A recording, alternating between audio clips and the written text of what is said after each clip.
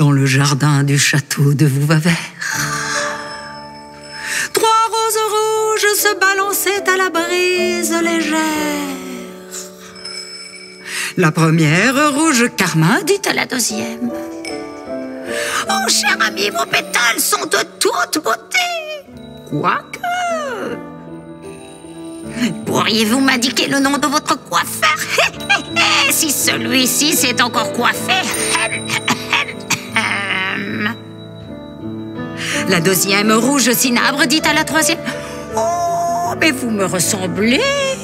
Certainement que nous avons la même esthéticienne, bien que je n'en suis peut-être pas certaine. Mon ton est plus éblouissant. La troisième, rouge ocre, dit à la première: votre chignon vole au vent. J'espère que l'écureuil du matin ne reçoivent pas trop de poussière dans ses yeux.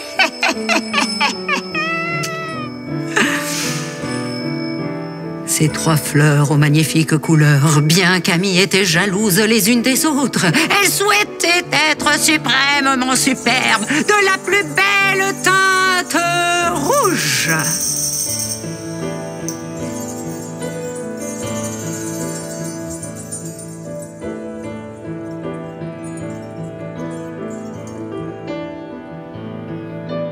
Un jour, un papillon bleu passa et atterrit à tour sur chacune d'elles. C'est alors que la première sourit, la deuxième pouffa de rire et la troisième se bidonna. Elles pâlirent tant le chatouillement était perceptible. Le papillon, un peu vexé, inspira, puis expira, et il s'envola légèrement.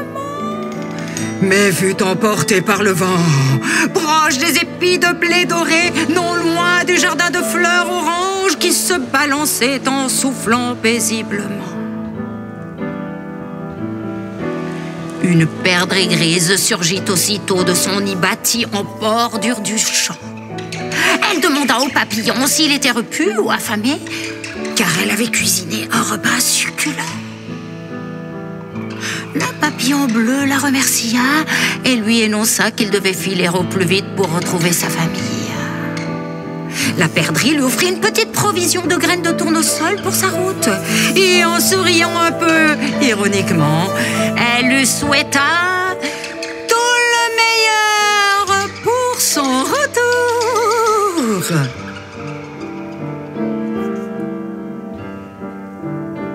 Retrouver son chemin n'était en effet pas chose aisée. Le papillon demanda conseil à un mimosa jaune et un lupin violet qui lui semblaient bien éclatants. Le lupin lui indiqua qu'il devait tourner à gauche, puis à droite, puis aller tout droit et tourner ensuite à nouveau à gauche après avoir tourné 3 fois à droite. Le papillon aux ailes bleues le gratifia en lui refilant une graine de tournesol. Puis il suivit à la lettre le chemin. Mais malheureusement, il se perdit au milieu des coquelicots couleur tomate.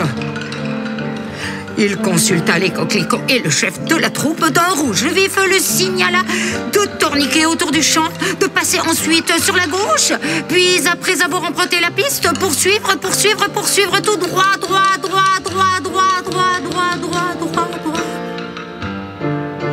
Et le papillon lui concéda une graine pour lui rendre grâce et se mit en route.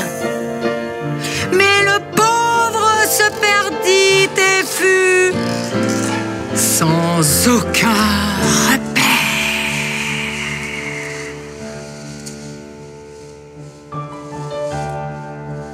Par chance, un renard roux vint à sa rencontre. Celui-ci, très rusé, le persuada qu'avant de l'informer de son trajet, il lui faudrait manger profusément. Et comme il était affamé, il justifia que toutes les graines restantes feraient merveilleusement l'affaire. Le papillon bleuté, très confiant, lui céda donc tout son lot. Et il patienta afin que le chemin lui fût transmis.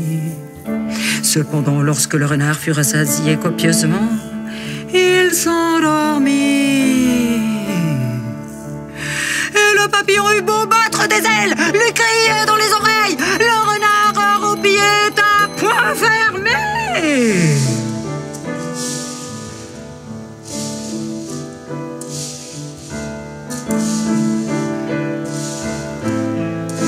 Le malheureux papillon dénué de toute graine n'osait même plus questionner quiconque pour le parcours restant. Il se mit à pleurer, pleurer, pleurer. Mais en arrosant ainsi la terre, une petite fleur prit naissance et elle chuchota que le vent l'orienterait. Il lui suffirait de se laisser porter. Et c'est ce que fit alors le papillon.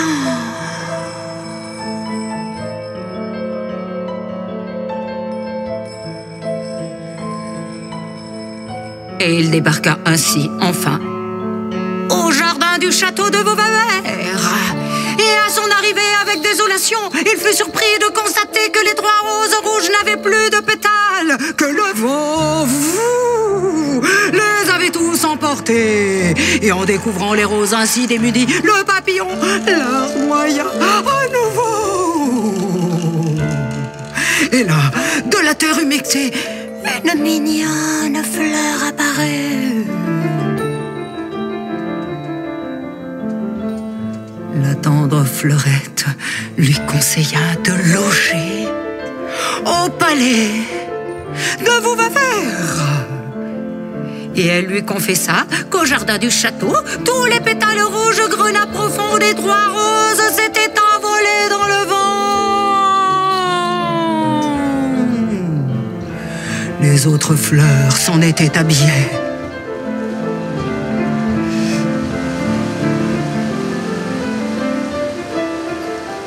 Soir tombant, le jardin allait faire danser toutes ces magnifiques fleurs aux robes rouges.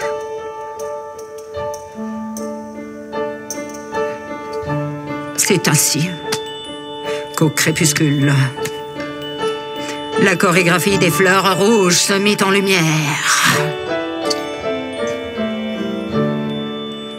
Pep, le lapin et Jep, la grenouille de l'étang de la forteresse, s'étaient empressés afin de pouvoir assister à ce ballet féerique. Le jardin du château attira également Cécile, la libellule du marécage voisin, et Jack la poule, ainsi que Fred le coq qui assistèrent gaiement. Ils agrémentèrent de leurs cris la vandale rouge qui dansotait dans la nuit.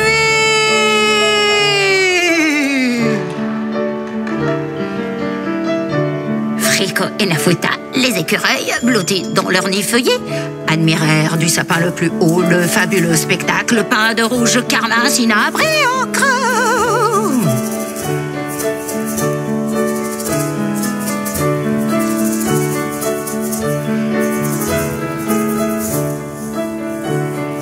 Et après cette féerie en lumière,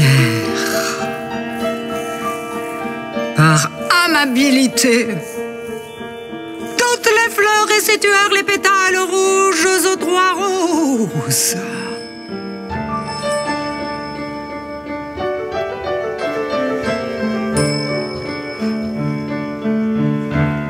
Depuis ce jour-là, les 3 roses abandonnèrent toute jalousie.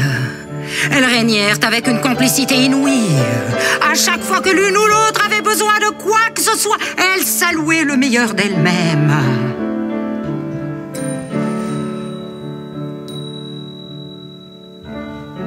C'est ainsi qu'au jardin du château de Vauvert naquit le respect, la solidarité et l'amour.